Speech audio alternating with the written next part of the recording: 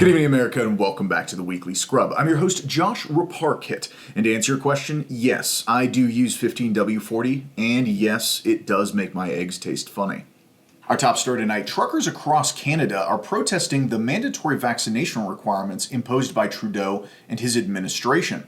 In an interview with one trucker regarding why he joined, he said, quote, "I joined the cause because I am a socialist, and this is the very definition of workers of the world uniting against oppression."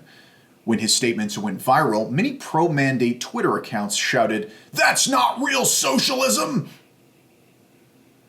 In other news, G4 TV host Frost had what many are calling a meltdown against male gamers. Her primary complaint was that they appreciated the look of her former host, Morgan Webb, and accused her dwindling fanbase of sexism.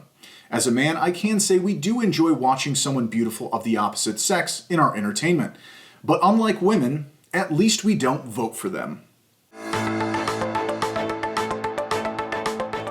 This just in, Amazon adds the Prime Maybe button to customers in blue states. The service informs the recipient on the likelihood that their ordered item will either be delivered or stolen. In a bizarre story, a woman marries the color pink. Kitten K. Sarah and Mr. Pink were wed on January 1st of this year in Las Vegas, Nevada. However, the romance was short-lived. After only 2 weeks of their nuptials, Sarah filed for divorce. The court proceedings were quick, and Sarah said she was happy with the settlement.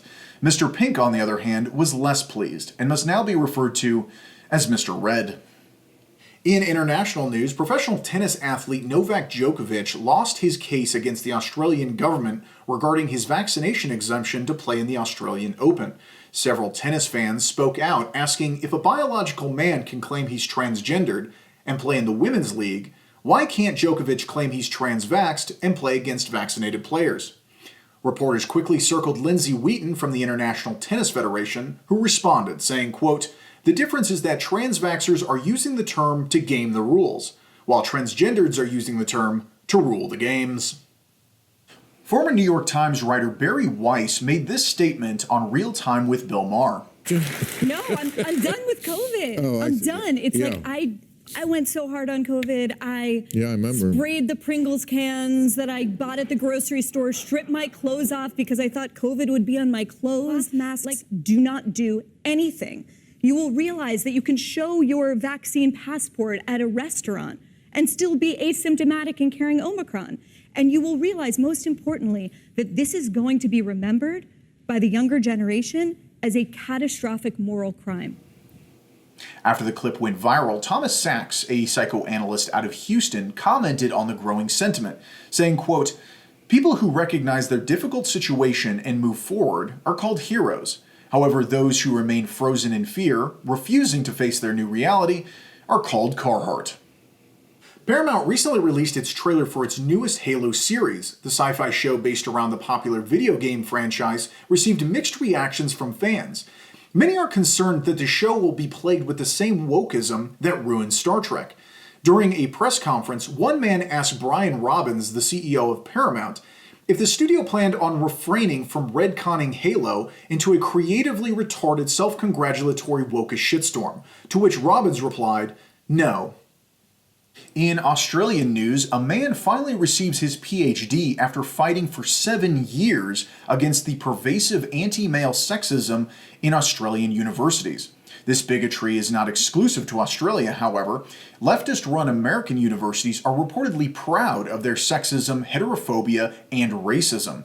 When pressed by reporters, Margaret Connors, an inclusive specialist at Yale and a former strategist for the Hillary campaign, replied, quote, "Duh, colleges are run by Democrats. What'd you think? The party switched or something?" Prime Minister Boris Johnson announced that the UK will be removing all COVID restrictions. Effective immediately, citizens of the UK will no longer be required to work from home, and indoor mask wearing will be discontinued by the end of the month. The Weekly Scrub queried several British citizens regarding the continuing restrictions in the United States. According to one man, quote, "I am very sympathetic and brokenhearted about the conditions down there, but also sucks to suck by saying, yeah, we've seen this before, let's move on to the next segment." In military news, U.S. Army recruits make a TikTok video.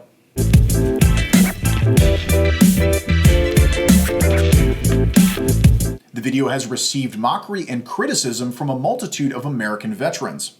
Several accounts said that these girls would likely get men killed in a war with Russia or China.